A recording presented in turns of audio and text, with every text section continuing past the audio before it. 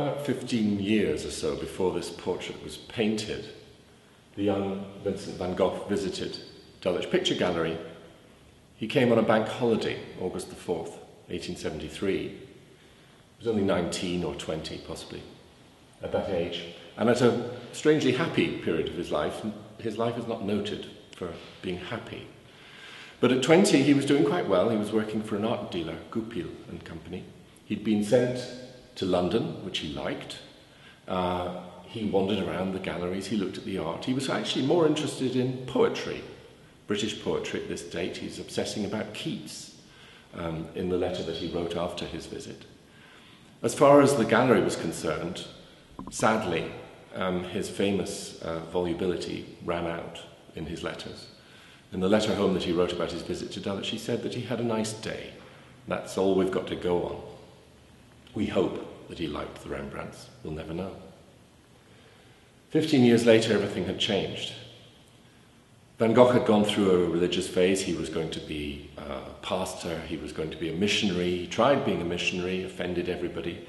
The thing about Van Gogh was that he lived very intensely in his own head and drove everyone round him completely mad. He must have been a difficult man to share a room with. His focus was very intense.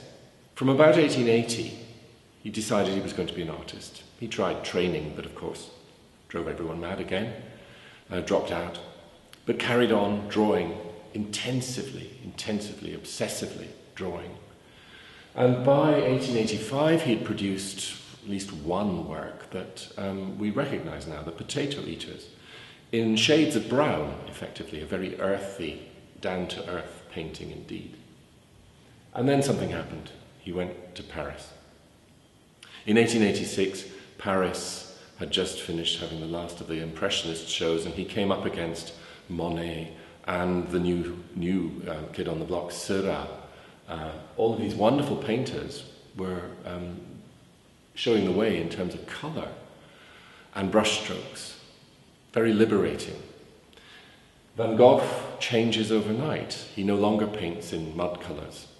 He paints in very bright colours. But because he was Van Gogh, and because he never really listened to anyone, was always working within his own head and within his own ideas, the results of his painting never looked like anyone else. This is painted in the winter of 1887, perhaps in early 1888. And this was just before he set off on his last real move. He went to the south of France and produced all the sunflowers and irises and cypresses and starry nights, all of those famous paintings. And this is the thing you have to bear in mind. Painted in 1887, we remember that Van Gogh committed suicide in 1890. So this should be a late self-portrait. But in fact, he produced dozens and dozens and dozens of works in the 2 remaining years to him.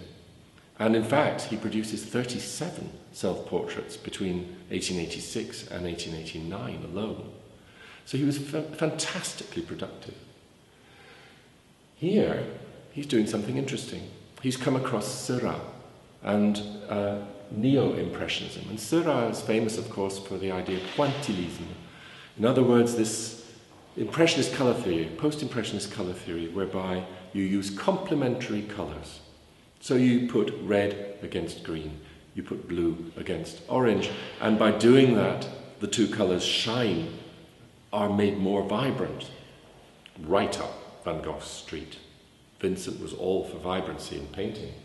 And so you see he's taken the theory here, and so his wonderful beard, of course, being a redhead famously, he has made it more intense with strokes of bright, bright orange. But right next to it, you'll find strokes of green and blue.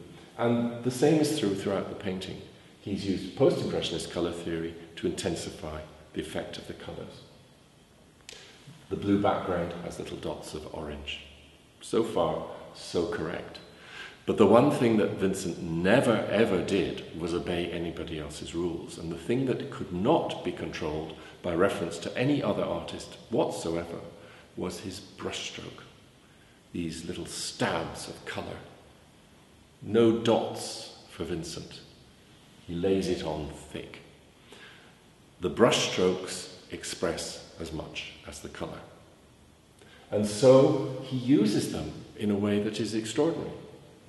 The brushstrokes spread out across his face, as if at the centre here there's a little explosion of colour between the eyes.